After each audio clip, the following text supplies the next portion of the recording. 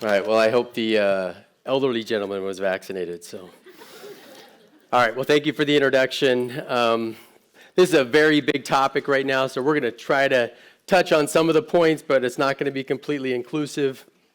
Dr. Khan asked me to speak last year at his conference, which unfortunately was canceled due to the pandemic. But it's interesting, I actually did a talk for Shasta Regional Medical Center in early March of 2020. And at that time, I went back and looked at some of my slides, and back then it's interesting because we were talking about using hydroxychloroquine. At that time, you looked at masks. I actually had a slide there that said if you were an asymptomatic non-healthcare worker, you should not be wearing a mask, right? And that really had to do with the mask shortage at that time, but it's amazing where, the different changes that have come through with the pandemic. And back then, really, a vaccine was kind of a dream back then. So I'm going to give you just a quick overview of the virus itself. So coronaviruses are a family of viruses that we've actually known for quite some time, right? So these are single-stranded RNA viruses. They were discovered in the mid-1960s. And the key feature of these viruses, they have a surface spike glycoprotein. So that's when you see these pictures of SARS-CoV-2, you see these spikes on the surface. And that's the protein that allows that virus to get into the cells, right? So it binds to this ACE2 receptor that's present in heavy concentrations within the respiratory tract, but also in fairly significant concentrations in the gastrointestinal tract, binds there and allows entry into the cell. It's also the protein that your immune system is going to go after when it's trying to develop an immune response against this virus. So for many decades, right, these were endemic globally, right? They circulate around. There was 4 types that were known, and they pretty much just caused upper respiratory tract infections, so just the common cold. We know that they exist in an animal reservoir. They circulate in mammals and birds, and the dominant animal reservoir is clearly the bat population. So we see that over and over again. But what they do is they kind of jump from that bat population into an intermediate host, and we'll show that with several examples. It's not been figured out really with COVID-19 how this happened, but when we look at other viruses like MERS, it clearly jumps from the bat population into the camel population and then to the human population. So clearly much more than a common cold when we look at the last 20 years. So when I was going through training at UC Davis in infectious diseases, we always talk about pandemic preparedness and things like that, but it always sort of centered around influenza. And probably what we should have been thinking about were coronaviruses, right? So this family wasn't thought much of until SARS came on the scene in 2002. For those that can remember, right, this was in China at that time. There were more than 8,000 cases, and there were more than 800 deaths. So the mortality rate with SARS was about 10%, which is substantial, right? I mean, for a viral infection. So fortunately, human-to-human transmission with that outbreak was not that significant, and it wasn't super efficient to the point that it is now with COVID-19. So another 10 years go by, and then MERS comes on the scene. This is Middle East Respiratory Syndrome, another coronavirus. And fortunately here, human-to-human transmission is also very poor, but there's only been about 2,500 cases, but about 850 deaths. So mortality rate was very high with that infection.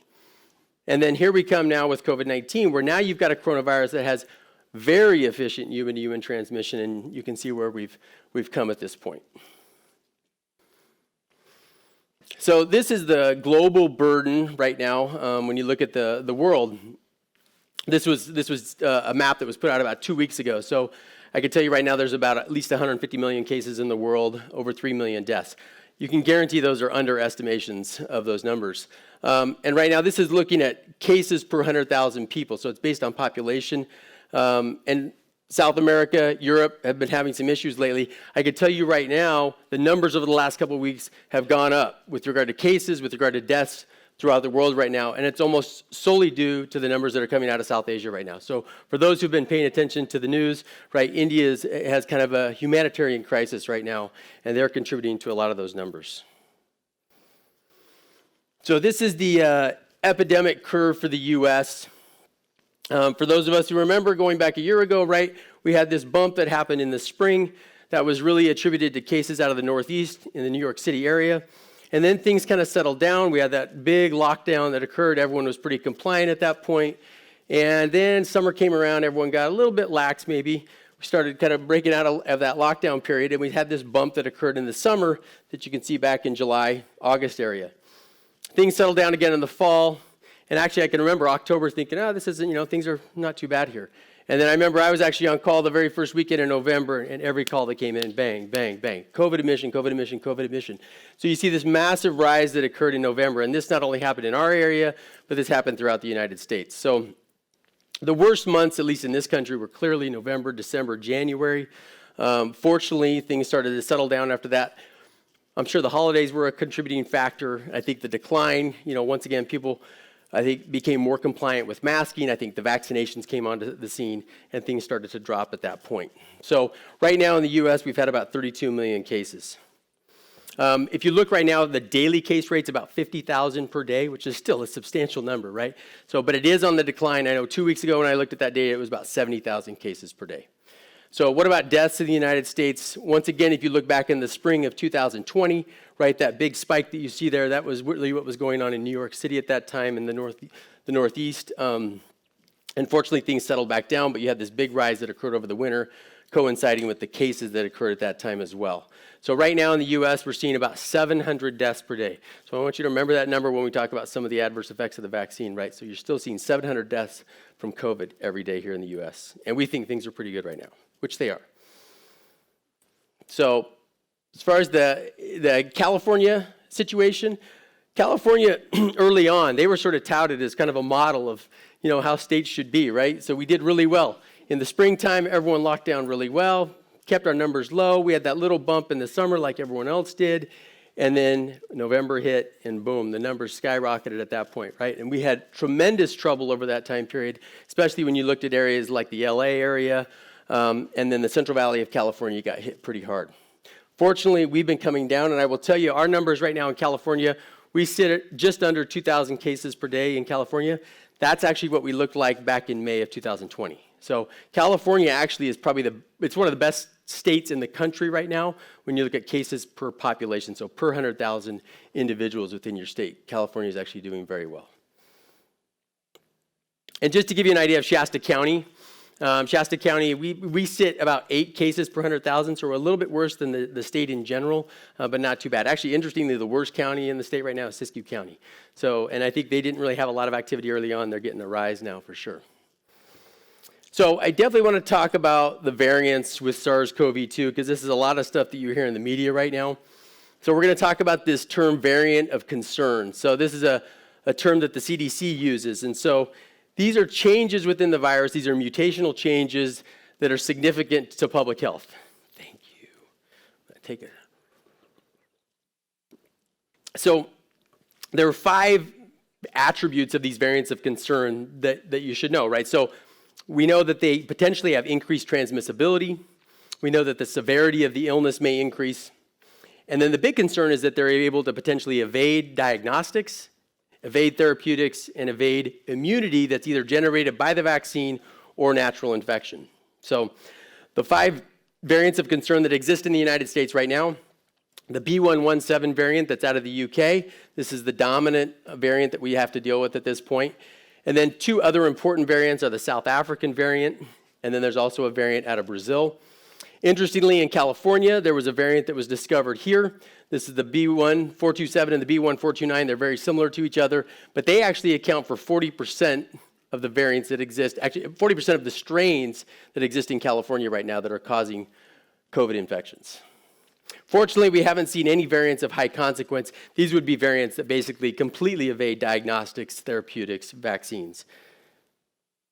So just to give you an idea of what these mutations do that these variants have picked up. So I don't want you to get too lost in this, but this is the D614g mutation. All of those variants that I just talked about carry this mutation. And it's basically, when you look at that spike protein, it's made up of 3 components. It's got 3 different peptides. And when it's in its closed conformation, it's unlikely to bind to that ACE2 receptor. But as it opens up, its likelihood of binding increases. So that D614 mutation allows that one of those peptides to open up more. And so this thing now, you worry about things like increased transmissibility, increased severity of disease. But as that thing opens up its conformation, it is able to bind that ACE2 receptor a little bit easier. So this is a graph that kind of shows you the various strains and their contribution to the cases that currently exist in the United States. So that light yellow is that B117 UK strain, right? So you can see its percentages going up over time, and these are during the months of February and March as we move into April. So right now in the US, 60% of COVID-19 infections are due to that UK strain. It is the dominant strain in the United States right now.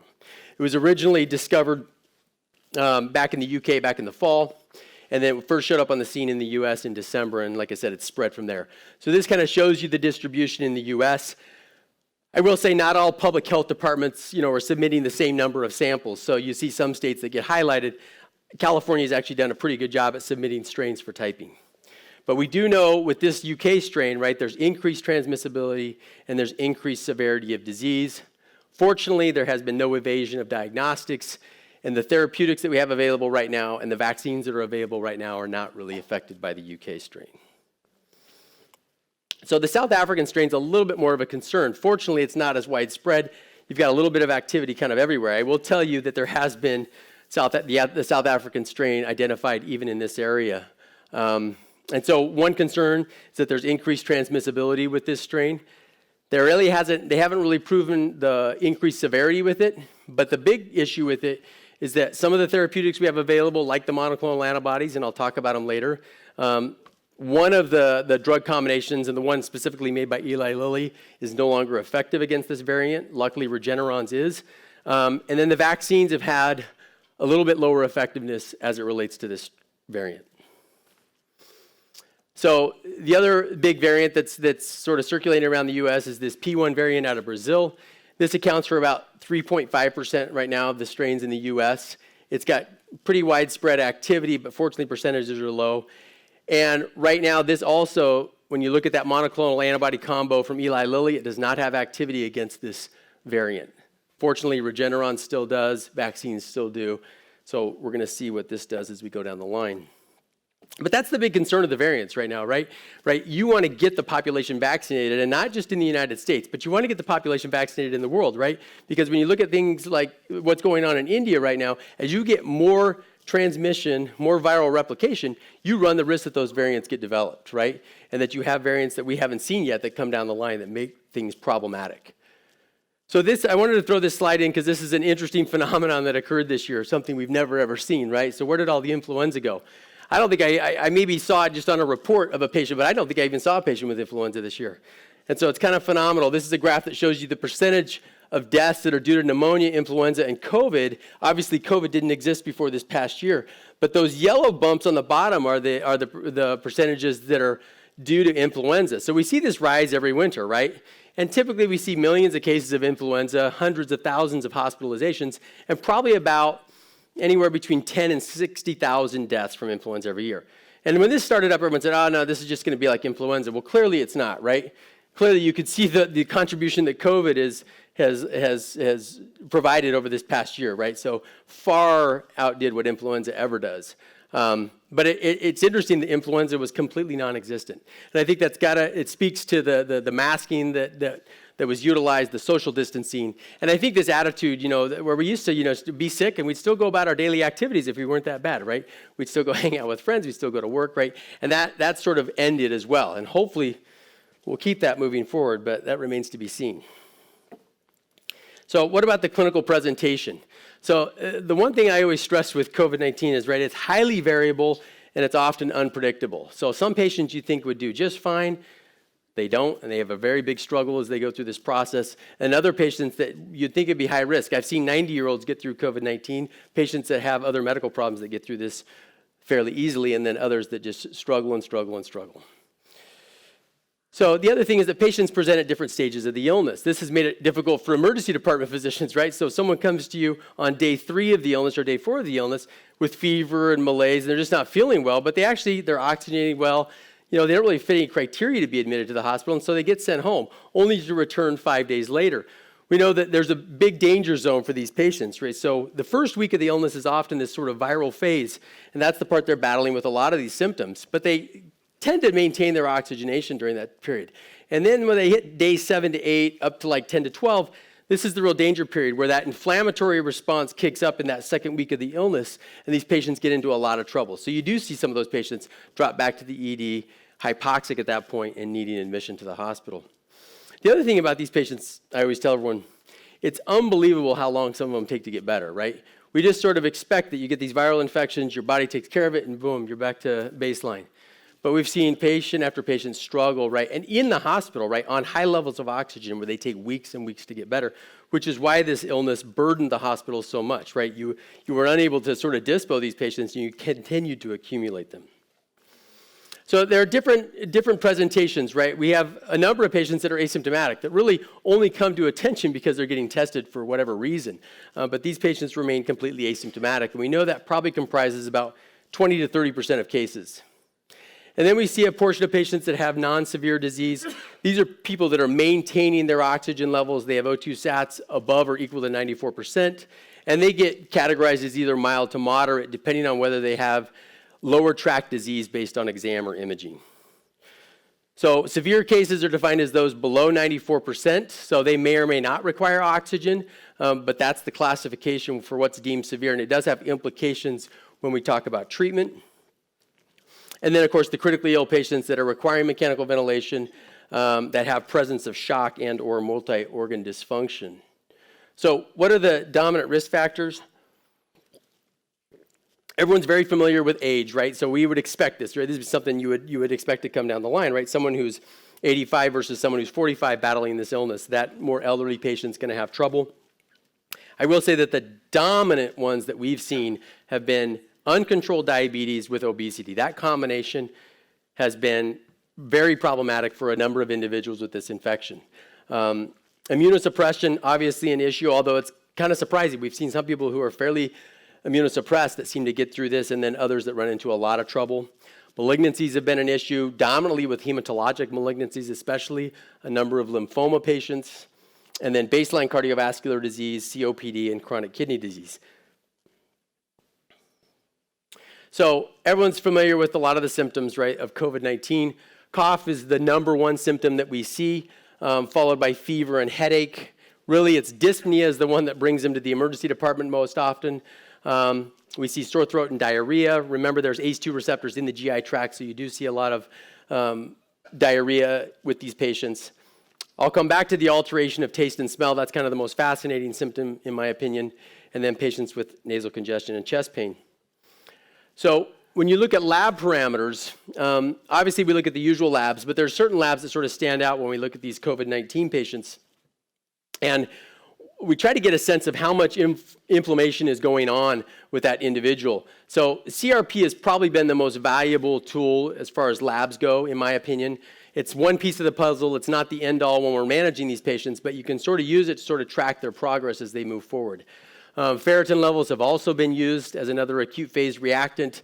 Problem with ferritin early on, the turnaround wasn't that quick, and so it wasn't that useful, although labs now are turning that around fairly quickly. And then IL-6 levels have been looked at. These patients who have this sort of big inflammatory response, this cytokine storm, they do have very elevated levels of IL-6. But once again, that's a problematic lab for most of us because it's a send out to a reference lab. You know, you get it back a week later. It's more of academic interest. But certainly if you're at a higher center of an academic center, you're going to be able to get those measurements and be able to track them as well. These patients often have elevated LDH levels, elevated D-dimer levels, and these also correlate with mortality. So the higher levels that you demonstrate. LDH kind of correlates with disease within the lungs themselves, and then this D-dimer not only correlates with the inflammatory response, but also potentially with this thrombophilic state that these patients demonstrate. And the majority of these patients actually have a low procalcitonin. For those of you who are not familiar with that lab, it generally indicates bacterial infection if it's elevated. And most of these patients strictly have a viral pneumonia. They really don't have a bacterial component like we would see maybe with viruses like influenza.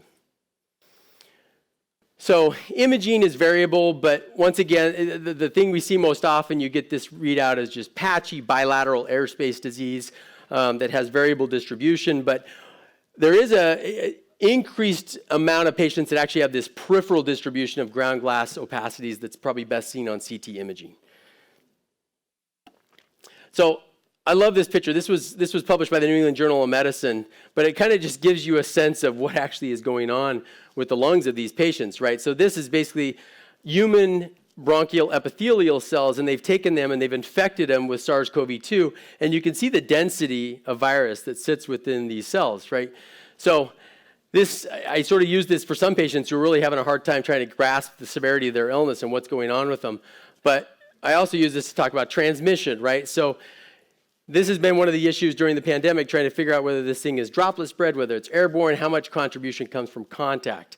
And I think right now where we sit with things, it's probably dominantly droplet spread, but there's probably an airborne component that has certainly been demonstrated. It's hard to sort of ignore in some circumstances. We know with certainly aerosol-generating procedures like intubation or extubation or bronchoscopy, you're definitely going to get aerosols generated. But it's certainly been shown, in events similar to this, right, where you've got someone, if I happen to have COVID and I'm talking loudly or singing, and we've seen this in performances or whatnot, where you've got individuals that are clearly not within 6 feet, because those large droplet nuclei typically drop off, and clearly, if you're going to get transmission at long distances, it's got to have some airborne component with it. But I will say the dominant mechanism is droplet spread, and that's what we've seen. And really, contact has not been a big player. So I figured if we're having a cardiology conference, I better have one slide on cardiovascular manifestations. So this is interesting. So we've seen a number of patients show up with clear cardiomyopathies, right? Depressed ejection fractions, even as low as 10, 15, 20%, right? And either they had that at baseline and we just didn't know it, right? But they're showing up, and the presumption is, well, maybe they've got a viral myocarditis. This really has not been shown in the literature at all. So when you look at, there was actually a study that was done out of Germany where they looked at about 100 endomyocardial biopsies, and only in 5 of those were they able to show low-level virus, and actually in only 1 of those did they have histopathologic changes that were consistent with viral myocarditis. So it's not been well established with this infection. There's clearly a contribution from underlying disease, hypertension, coronary artery disease, and baseline cardiomyopathies. Myocardial infarction has been a big issue with these patients. We've seen a number of cases of that. Well, so clearly you've got this baseline atherosclerosis, right? You then add this big systemic inflammatory disease, and you get this endothelial dysfunction, inflammation, and on top of that, you've got this thrombophilic state that exists with this infection. I mean, you're obviously a perfect setup for getting a variety of thrombotic events, whether that's myocardial infarction, stroke, ischemic limbs, pulmonary emboli, and DVT. So we've seen a whole wide range of thrombotic complications. Clearly, there's a stress-induced cardiomyopathy that can develop in some of these patients. We've seen cases of cor pulmonale that's acute, right, and that's related to either pulmonary emboli or ARDS, where you've got so much disease within the pulmonary system that you're leading to right heart failure. Arrhythmias have been a little bit problematic. And then the one thing I wanted to show was the sinus bradycardia. So we've treated a lot of patients with remdesivir at this point, and generally remdesivir is very well tolerated. But we have seen a pretty interesting side effect, which is the sinus bradycardia. And most of those patients have been asymptomatic, but we've seen people drop even down into the 30s at times, and then it sort of goes away as that remdesivir is pulled back. So as far as neurological manifestations, meningoencephalitis, this was sort of also thought, this virus has got to probably cause this. We see patients with encephalopathy, a variety of neurological symptoms. They must have some sort of neurological involvement, neuroinvasiveness. But that has not been shown, and this has been looked at on multiple autopsy series where basically they can find low level of virus at times, but it doesn't correlate with the histopathology that's apparent. We do know that obviously arteriosclerosis and neurodegenerative changes contribute, but really a lot of the things that you see on autopsy are these hypoxic ischemic effects, and then you see this sort of systemic inflammatory response, and you may get some immune-mediated injury. So similar to myocardial infarction, we've seen plenty of large vessel and small vessel infarction, and then you can kind of see some of the common symptoms. So I did want to touch on this anosmia and aguesia, right? So this is kind of the strangest symptom with COVID-19. I've actually had COVID-19. I had this symptom, and it's the most bizarre symptom that I've ever experienced. Fortunately, most people recover from that symptom, but I know some individuals who have not. And so that's one of the concerns is, right, like I said, this big variable presentation and what you're going to be left with at the end of it. So they've looked at these patients with anosmia, and you can see, and they tried to figure out exactly where the injury is occurring. Is it occurring at the olfactory bulb, or is it occurring at some other site? And really, it's felt that that olfactory bulb, it sends sensory nerve endings down into what's called the olfactory epithelium, which sits at this olfactory cleft right at the superior aspect of the nasal cavity. And it's that mucosal neural interface that's getting disrupted by this viral infection. Here you can see this is a T2 flare image. And on the bottom, you'll see how the signal has increased in a patient with COVID-19 at the site of the olfactory bulb. And this is a T1-based image where you've got no contrast on the left side, contrast on the right side, where you see enhancement. So like I said, fortunately with most of those patients, it's reversible. So this is another hot topic right now because we've got a lot of patients who've been infected with COVID, and now they're having to battle this sort of long-term process moving forward. So these patients report a variety of symptoms, some non-specific, some a little bit more specific. So fatigue, dyspnea, cough, myalgia, this sort of brain fog where they just don't feel like they have a clear mind, headache, and then some have persistent anosmia, and then clearly with these persisting symptoms, you've got anxiety and depression. As I mentioned before, duration of illness is variable. We've seen people where they're done in a few days. We've seen people that go weeks to months at that point. And then we know that 10 to 20% of hospitalized patients actually require rehospitalization in the next 1 to 2 months, right? We've seen that over and over again. And one of the dominant mechanisms may be the fact that they're getting treated with steroids inpatient, and then they kind of go home on those steroids, and those steroids drop off, and they sort of get this rebound inflammation that occurs. And so they end up with some of those same symptoms coming back, and they drop back in the hospital and get retreated with steroids again. Of course, you can have other processes like nosocomial infections, hospital-acquired pneumonia, that kind of thing that they're dealing with, or thrombotic complications. So a lot of them have oxygen needs when they go home, and some of them have stayed on even low levels of oxygen for quite some time. No one really knows the duration of this hypercoagulable state. No one really knows the best way to treat this hypercoagulable state either. So a variety of things have been utilized. The only thing that exists right now is that there's a clear recommendation to obviously put all these patients on prophylactic doses unless you have a really strong suspicion or evidence of a true thrombotic event, in which case they should be on full anticoagulation. But as we went through this pandemic, people dabbled in this idea of intermediate dosing anticoagulation using Lovenox at like 0.5 mg per kg Q12. That really hasn't been borne out in the studies that exist right now, although I think it still needs further study at this point.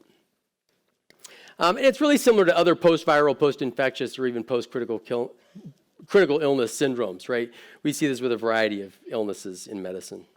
But what was interesting, this was just published in Nature, and there's a higher risk of death that may persist for up to 6 months after you've been infected with COVID. And this was just published in Nature. So we'll touch on therapy. I'm going to focus on a few treatments that are available right now. If you look on the right column here, these are supportive treatments that we utilize in most patients, right? Oxygen obviously would be the dominant treatment. Some of those patients go on to receive mechanical ventilation. ECMO, obviously, we don't use in this area, but certainly academic centers have with low success. And some of those patients, even if they can survive, if they're on the younger end and they can survive this illness, they have so much damage to the lungs that they've actually gone on and to lung transplantation. We talked a little bit about prophylaxis, and then most of these patients don't have a need for antibacterial therapy. So when you look on the left column, these are the antiviral therapies that are dominantly available. We'll talk about the monoclonal antibodies and remdesivir in a second. But convalescent plasma has really kind of fallen out of favor. So this has been tried in a variety of viral infections over time, and it really has never really panned out. Theoretically, it makes sense, right? You're going to give plasma from someone who's already been infected. They've got antibody. You're going to infuse it into someone else, and you'd hopefully have some effect. So it really hasn't borne out. We know that if you were going to use convalescent plasma, you really need to use it early, and you probably need very high titer plasma. We have used it in specific individuals that have very poor antibody production. So if you look at someone, let's say, with CLL and hypogammaglobulinemia, we've given it. Patients who've been treated with rituximab and that type of patient. So as far as immunomodulatory treatment, corticosteroids, hands down, is probably the biggest bang for your buck that we have available for COVID-19. So, and it's interesting, going back to that lecture a year ago, right? Back then, the thought was, don't give steroids, right? We don't want to use steroids in this condition. Clearly now, they almost all get steroids if they're hypoxic. I'll just say real quickly, baricitinib is a Janus kinase inhibitor. Its only intended use is for those that cannot tolerate steroids, which really, I can't think. I've had basically one patient that maybe fit that category. So pretty much everyone's getting steroids. And then Tosalyzumab, for those in the rheumatology world, they're very familiar with this drug. It's a drug that was developed for rheumatoid arthritis. It's an IL-6 inhibitor. So I already talked about how you get this cytokine storm, these elevated levels of IL-6. And so the thought was if you go give them an IL-6 inhibitor, it would sort of tone this down. And so there's been variable results from the data right now. There are some recent studies that suggest there may be a benefit in those that are sickest, those that are critically ill, where there's a modest mortality benefit, and if you have not been placed on a mechanical ventilator yet, that your risk of intubation may be dropped if you receive that drug. But corticosteroids, like I said, have clearly been the biggest treatment that has come forward. So this is kind of, if you were going to pick one study that was done during the pandemic that has, outside of the vaccine studies, I would say, that has had major effect, it's this study. So this was the recovery trial that was out of the United Kingdom. And they basically took more than 6,000 patients and randomized them to either dexamethasone or no steroid treatment. And you can see here, right, that there was a significant benefit, especially in those patients who were most ill, right? So if you were mechanically ventilated, your mortality rate dropped from 41% down to 29%. There was also a mortality benefit when you looked at those patients who were requiring supplemental oxygen without mechanical ventilation, but it was not as significant. And so that's why I said, when patients come in who are hypoxic, they all get steroids. So, and then those patients who are not requiring oxygen, who are maintaining their saturations, they actually did not have a benefit, and generally we do not treat them with steroids. So that's the quick version of the data on steroids right now. Everyone's heard of remdesivir. This is an antiviral drug. It's the only antiviral drug that we're really using right now. It inhibits the RNA-dependent RNA polymerase, right? So it doesn't allow the virus to replicate itself. So similar to the world of HIV, where the earlier drugs in that infection, right, were drugs that shut down viral replication. That's the same idea is what we're doing here with remdesivir. So these are intended for hospitalized patients with severe or critical disease. It's only in IV form, so we're not using this outpatient. It's not recommended for patients with poor renal function, and clearly it's shown the earlier the better. The problem is these patients, like we said, needing hospitalization, they don't show up until they're beyond that first week of illness, right? They show up on day 3, but they don't really meet criteria to come into the hospital, and so they're not receiving remdesivir. So really the group that benefits the most, which you can see on this Kaplan-Meier curve, right, are patients that are on low-flow oxygen. We know if you progress to need non-invasive positive pressure ventilation or mechanical ventilation where you're intubated, those patients are not going to benefit as much from remdesivir as those patients that have low oxygen needs. It does reduce time to recovery, and in this group that were on supplemental oxygen but not mechanically ventilated, there was a trend towards mortality benefit, but that has not been clearly proven at this point. So monoclonal antibodies. So these have gotten quite a bit of attention lately as well. There's 2 products available. Eli Lilly initially developed bamlanivimab, and they were using it as monotherapy. Monotherapy is no longer acceptable, and mainly because of these variants and concern for mutations that get around them. So Eli Lilly now has a combination of bamlanivimab and etesivimab, and Regeneron has a combination of casirivimab and mdevimab. This is the drug that President Trump received.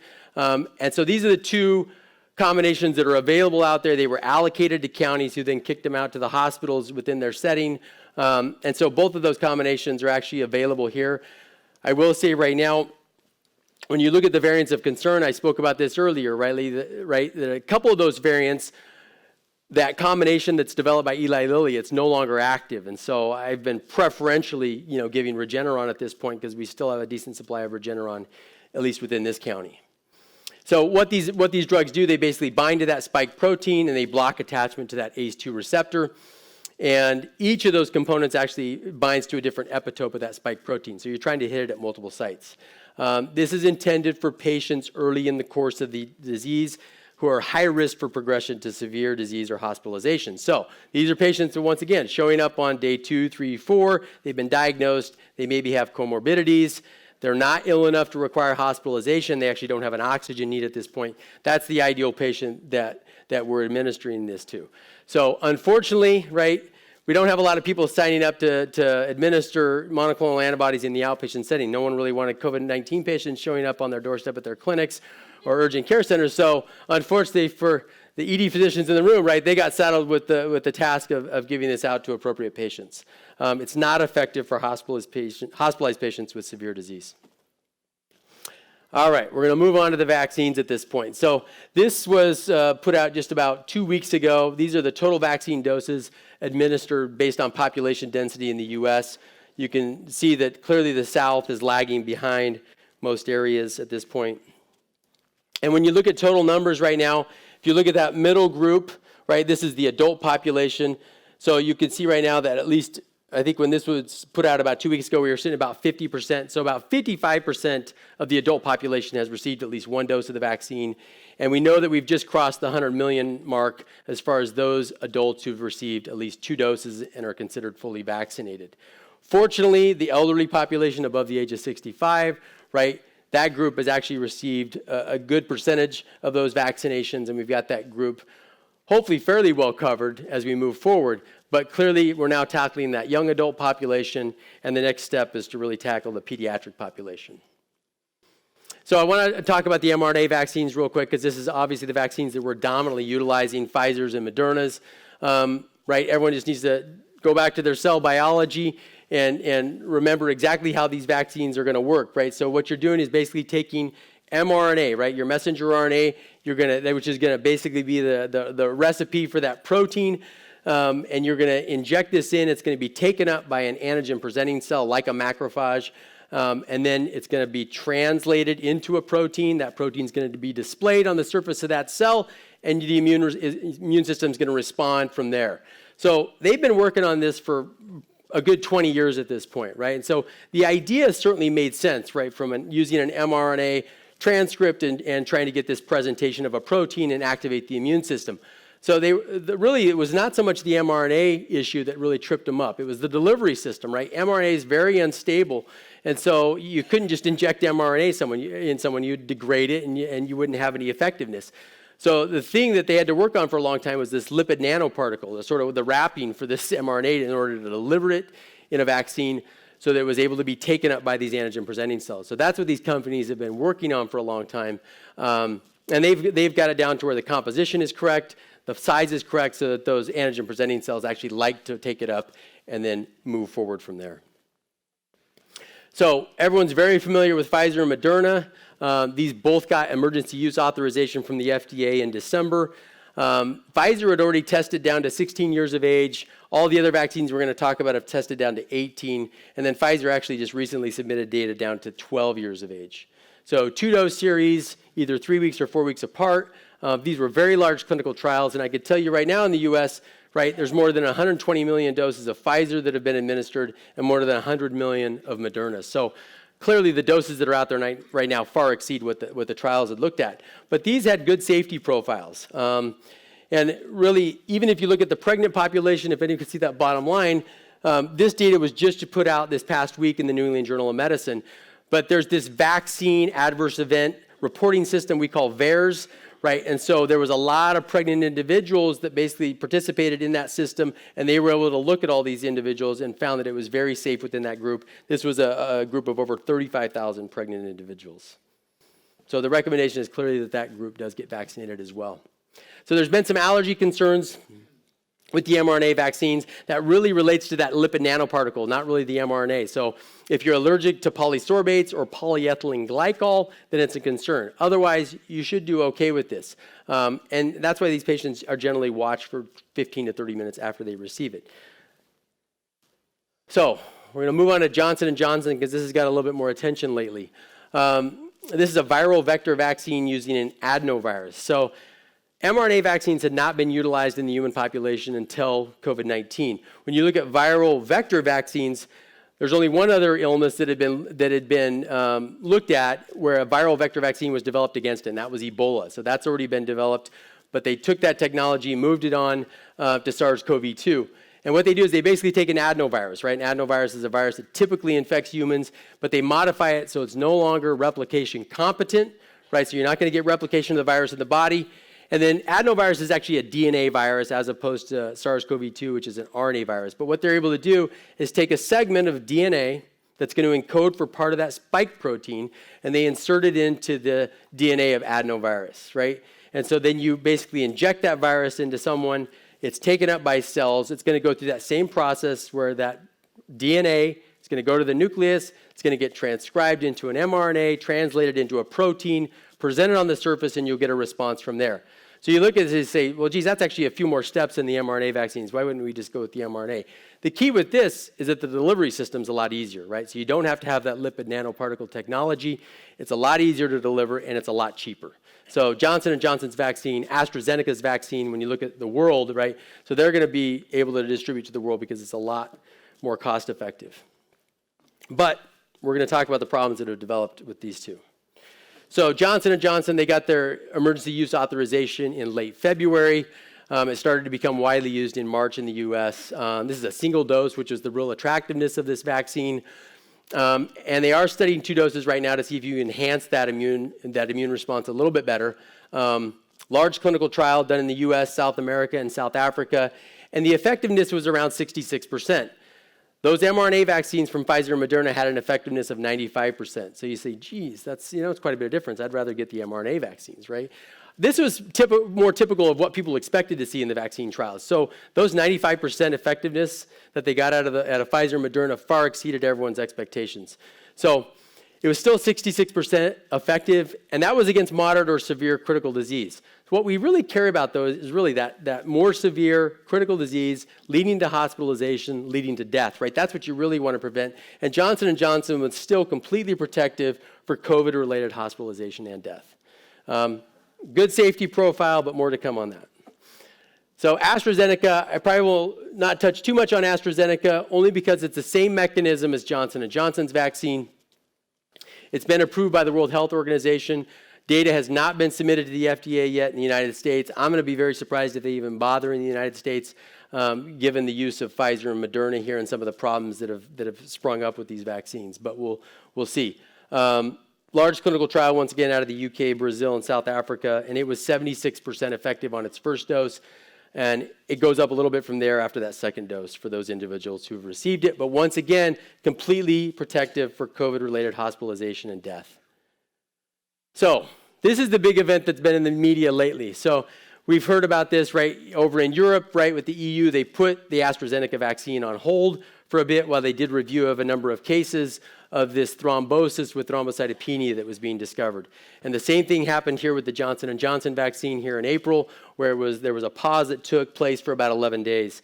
So what was going on with these patients? So the reason they came to attention is they actually had a very unusual thrombosis that was occurring, right? These were cerebral sinus thromboses that were developing in these patients in association with profound thrombocytopenia. So this is a very busy slide. I should have summed it up a little bit better. But these were 3 studies that were just put out in the New England Journal of Medicine. So there were 5 patients out of Norway, 11 out of Germany, and 23 out of the UK. But basically the long and short of it was these were predominantly female, and they were predominantly on the younger end, like under the age of 60, mainly premenopausal. They did look at hormonal therapy, and that wasn't a major issue when you looked at this population. A lot of them had cerebral sinus thromboses, but they also had other sites, including pulmonary emboli and splanchnic vein thromboses, like portal vein, splenic vein thromboses. And really the mortality, this is about 39 patients, 16 of these patients died. So a big deal. But once again, that's why I want to go back to that 700 deaths per day from COVID-19. So just remember that. These patients get treated. So what's interesting is they actually have high levels of antibodies against platelet factor 4, right? And so for those of you who work in the world of critical care medicine, that's the same antibody that gets developed when you develop heparin-induced thrombocytopenia. So they look just like these patients with HIT. So they get treated with IVIG to try to blunt that antibody development and activity. They often get high-dose steroids. You're not supposed to give them platelet transfusions because they're being consumed in this process. And then you're supposed to use a non-heparin anticoagulant in these patients. So I think with recognition, hopefully if these patients are presenting, they're getting treated more appropriately at this point, but this was a definite concern. And in Europe, they ended up finding, I think, a little over 150 cases overall, and they decided to move forward. Because over in Europe, they've actually used, as far as the AstraZeneca vaccine goes, hundreds of millions of doses at that point. In the US, with Johnson & Johnson, we've used over 8 million doses. And after they took that pause and looked at all the cases, they found 15 total cases, all female, majority were under the age of 50, 12 with cerebral sinus thromboses, 3 fatalities, and all were positive for that anti-PF4 antibody. So once again, I think when the FDA looked at it, they still said benefit outweighs the risk at this point and decided to move forward.